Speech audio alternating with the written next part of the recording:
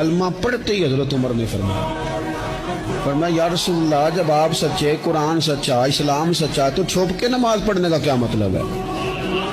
فرمایا ابھی تعداد ہی کوئی نہیں، 40 تو مسلمان ہیں۔ عرض کی حضور مہربانی کریں نا، آپ صرف اجازت دیں۔ 20 لوگوں کی صفیں بنا دی گئیں، ایک صف کے آگے حضرت عمر ہیں، ایک صف کے آگے حضرت امیر حمزہ ہیں۔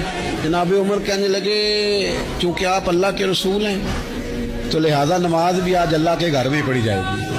تو حضرت عمر بیت اللہ شریف کے بیچ کھڑے ہو کے نعرہ لگاتے ہیں، فرماتے ہیں میں عمر ہوں، تم مجھے بھی جانتے ہو، میرے باپ کو بھی جانتے ہو، تم میرا قبیلہ بھی جانتے ہو، میں نے پڑھ لیا ہے محبوب کا کلمہ۔ اب جس نے بچے یتیم کرانے ہو اور اپنی بیوی بیوہ کرانی ہو وہ آئے اور مجھے روکے۔ یہ محبوب اللہ کے ہیں اور گھر بھی اللہ کا ہے، تو نماز بھی آج اللہ کے گھر میں پڑھی جائے گی۔